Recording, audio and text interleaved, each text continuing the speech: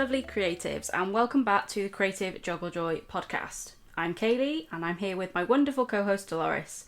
Today, we're tackling a topic that I think every creative listening has wrestled with at some point. Creating when your time, energy, or even your tech feels limited. Yes, because let's be honest, most of us are not sitting in a perfect studio with unlimited hours and endless energy. Life happens. Health happens. Tech fails us. And yet we still create. And sometimes those very constraints end up shaping our best work. Exactly. I know for me, motherhood brought a whole new reality. I live with chronic pain conditions, fibromyalgia, and joint hypermobility syndrome. So I already had to balance my energy and protect my health. Add a toddler into the mix now, and my working windows became tiny and unpredictable. If Aston's poorly or just being clingy, I have to take time off or only work when he is in bed. It's just as simple as that. And here's the thing, I used to try and push through. I still sometimes do when I'm really needed to. I stay up late, skip rest, work in the hours I wasn't working full time. I'd always pay for it afterwards. Sometimes with days or even weeks of pain and sickness. Now I've learned, well, I still relapse sometimes. Rest isn't optional. On good days, I work as much as I can. And on the hard days, I have to try and give myself permission to pause.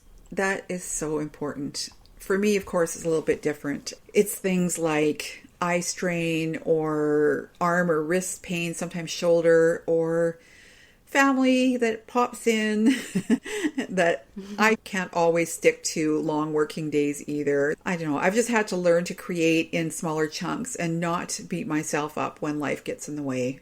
Yeah, and I think that's the heart of this episode. Constraints aren't the enemy. They force us to simplify, to focus, and sometimes to innovate or adapt. Yep. One of my biggest strategies, especially in the last 3 years, has been to start leaning more on templates and content repurposing. So for example, with surface pattern design, once you master creating a seamless repeat pattern, you can make multiple designs quickly by just swapping out colors or motifs. And with the teaching, I use my class structure over and over again. So the bones stay the same, but the content changes. And I have found that it really saves me hours. I wasn't doing that at the beginning, and it took me probably the full first year to fully have a grasp on exactly how the routine should go. Yeah, I love that. Like, that's something even I've learned from doing classes and courses this year, that it's working into a rhythm and finding a routine, and then I have to tweak it because maybe something doesn't quite go right or takes longer than it should. Yeah. Like editing for a start. It takes up so much time. I know. So much time. Editing is horrible. So yeah, you have to find ways to find those little tricks, find those little rhythms, and write it down. Write your processes down and work from that. Yeah. It's so hard to forget. And then when you come back to it again, you might be like, oh, well, what did I do last time? Write it down and follow a plan. Yeah. They are what you call SOPs. Standard operating procedures. I remember that. I've just recorded my 16th one. So I do this, Kaylee. This is something that I learned through coaching, and that was with Colleen Underwood. Colleen had encouraged us, and I started this now probably a year ago, recording all of my standard operating procedures. Mostly at the beginning, it was for myself to remember how to do things, but those standard operating procedures now I've used to pass on to my assistants, anybody that I need to do a particular task that I was doing all the time, like let's say uploading to Teachable, or sort of standard things that I would do with my editing that I was then teaching Che how to do. having made these little recordings and adding them to my SOP library, oh my gosh, I can't tell you how many times I've referred back to those or passed them on to someone. Yeah, it's something even I'm guilty of not doing sometimes. And like, you'll ask me to do something, to show you how to do something, and I'm like, I could have done with a video beforehand to send you. And I'm just like quickly scrambling and putting my screen record on and trying to get a video to you to show you how to do something. It's perfect though. It works. I'm so glad that you do that. You're not the only one. I've had other people do that for me too. And that's where, you know, you really realize the value of that planning and routine. So if there's anything that you're doing that you're repeating over and over again, it's a standard operating procedure. And that standard operating procedure should be recorded. Yeah, and then once you start doing that repeatedly, it gets quicker, you get quicker at it, and it will save you time in the long run. Absolutely. Like, I need to do that a lot more. I have done. To put that on your long list, your long list of things that you have to do. Yeah, my long list that never seems to go away. No. And like for everybody else as well, everybody in this day and age has like a list that never ends to do. But one of my go-to tricks is what I call the 1 idea, 3 formats rule. But sometimes it will actually be more than that. But this is like at least a standard that I can go work off of. So whenever I create content for the podcast, I'll also turn it into Instagram carousels or reels or an email. So we add it to our newsletter. So I will write a section once I'm starting to edit and do things. So when I come to create content, I will repurpose that content and create it in different formats. So it's spread out and people can find us in different ways. And so one piece of effort turns into 3 places of impact or maybe more. So Pinterest, we do pins and stuff as well. That is really brilliant. And you're right. It really reduces the pressure to constantly try to come up with content and constantly reinvent. Yeah, that's why we did the podcast, wasn't it? Yeah. Because we needed extra content, or at least a core content that we could refer back to and put in emails and obviously post about as well. And make blog posts. I have fallen off the bandwagon for a while posting about our episodes lately because I've just got so much on at the moment. But I do need to get back to that, and it just works in life. It's life. Yeah. And let's talk about energy because it's so tied to real life. Yeah. For me, most of my focus work happens when Aston goes to bed. So maybe from like 9 p.m. to 1 a.m. I'm working. Like recording this podcast right now, it's 12:15 in the morning. In UK, yeah. So during the day, I try to grab micro moments. If he's at playgroup, I'll get 2 hours to do work. But obviously he's off in the summer holidays now. So during meal times, I can get some stuff done or catch up on a course I'm doing. When he's occupied playing is my best time-ish, unless he's in one of those moments where he's running around the living room with his plastic Minecraft sword trying to hit pretend monsters.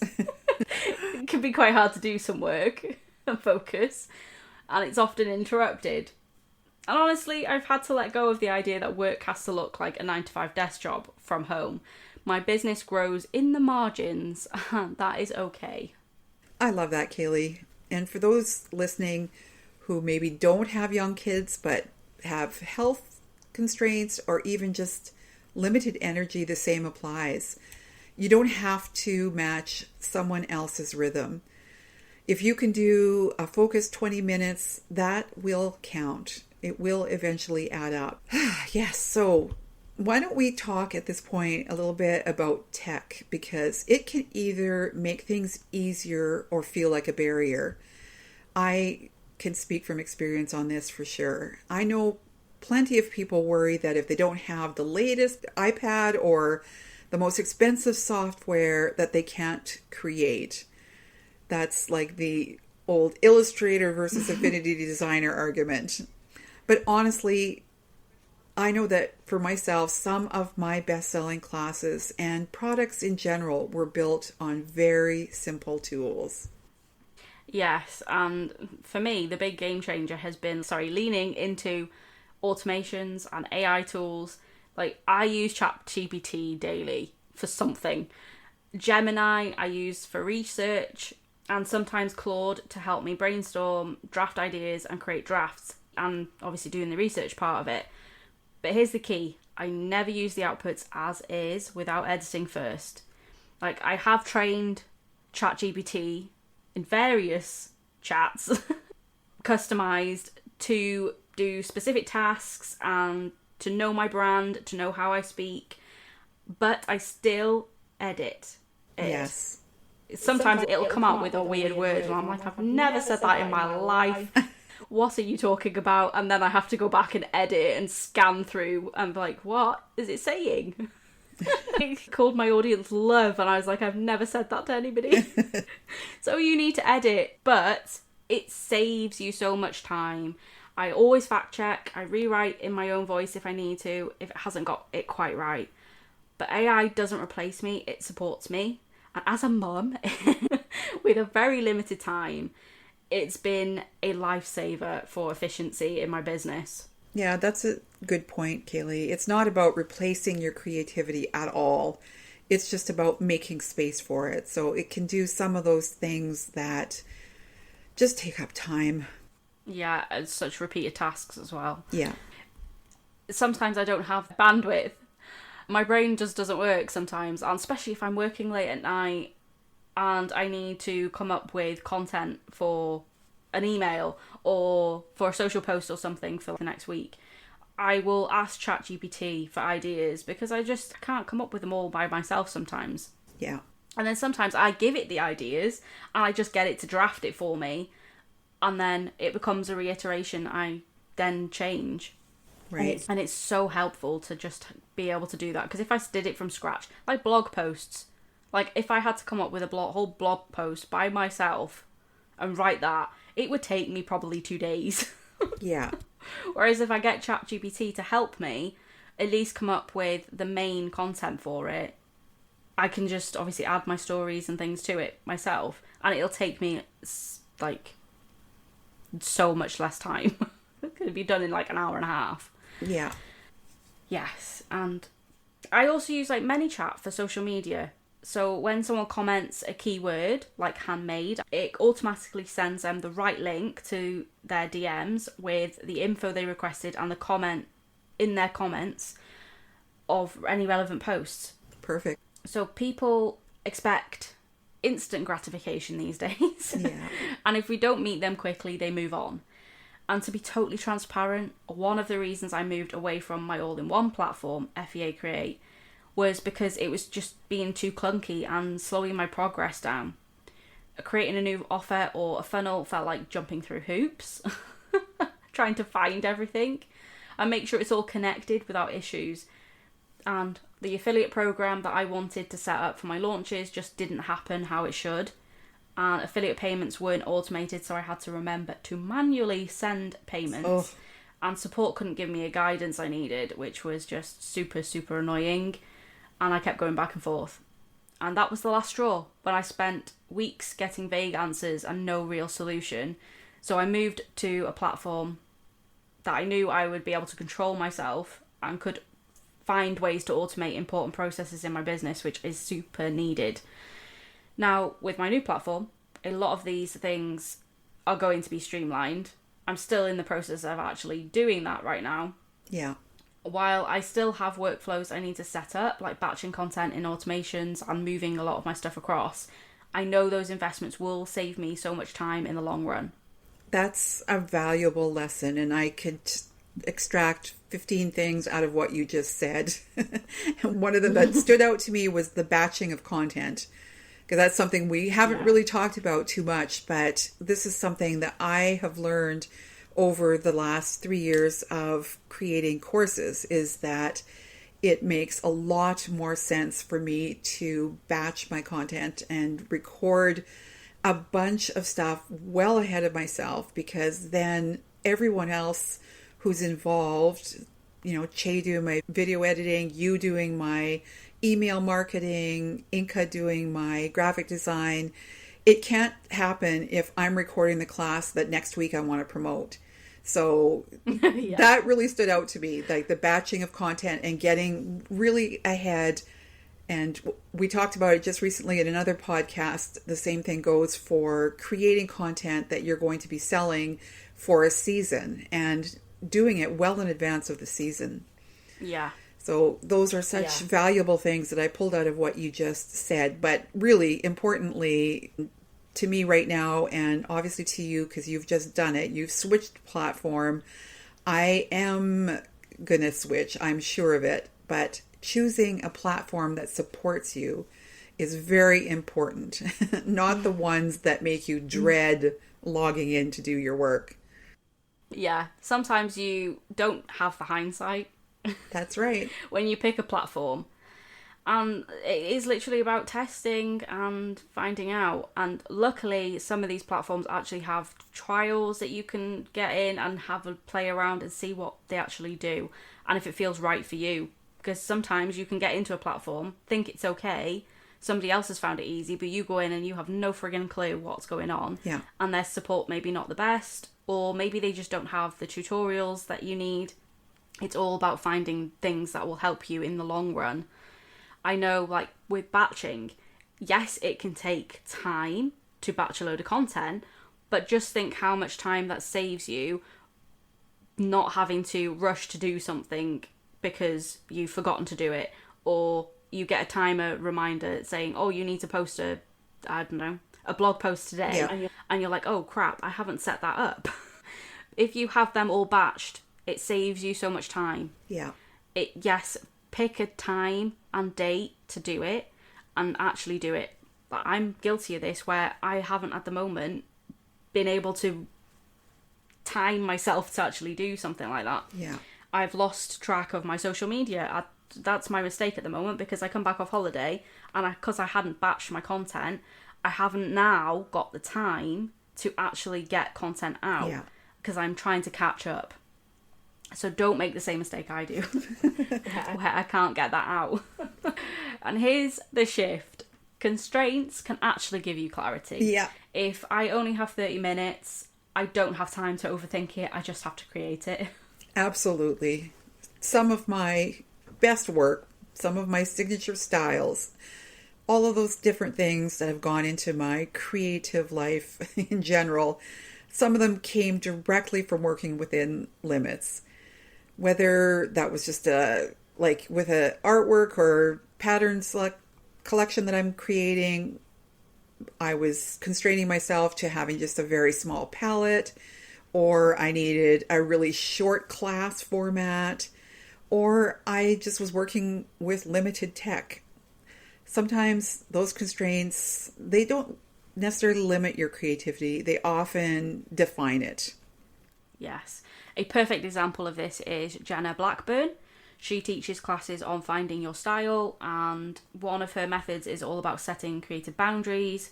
For example, she'll have you work with a limited colour palette or focus on a single subject or a theme and repeat it in different ways over a set period of time.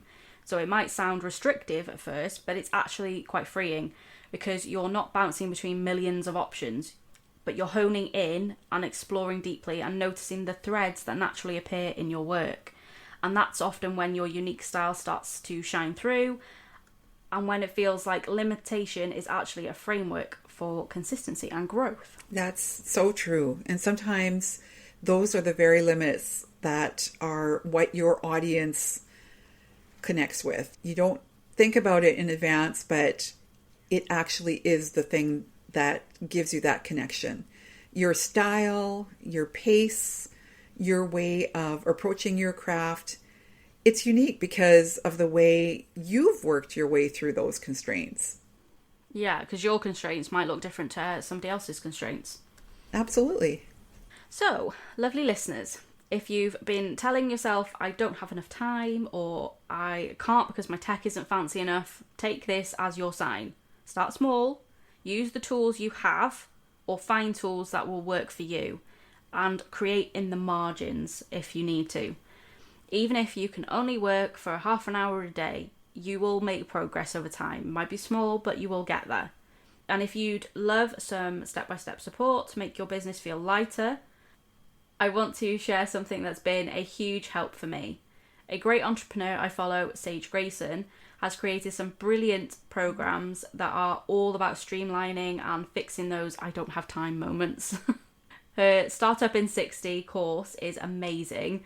It's full of tasks you can do in 60 seconds or 60 minutes, so you always know how to move the needle. Perfect. Even when your time is limited. You can check it out through my link in the description of the episode or the show notes. And if you've ever had a launch or a plan totally go sideways, like we have, we've all been there, Fix It Fast training is a lifesaver as well. I will also put that in. So it shows you what to do when your plans fail, and so you can get back on track quickly without floundering and maybe shutting the curtains and eating ice cream and thinking you've given up. That actually sounds fantastic, Kaylee. I love the idea of Fix It Fast. I am definitely going to check that out. I'm glad that you have shared that. I think that so many of our listeners will resonate with that, especially since we're all juggling those unpredictable days and limited energy. Yeah, exactly. It's just something that'll help. I'll pop both links in the show notes for you, so go take a look if you're ready to make your creative life feel a little bit less overwhelming than it has to be. Yes, and we would love to hear from you, as always. Tell us how you found this episode, if you've got some useful information from it, and I would love to know, I'm sure Kaylee you would too, what other people think is their biggest creative restraint right now. We would love to talk about it in a future episode. So keep creating, keep juggling, and most importantly, keep finding joy in the process.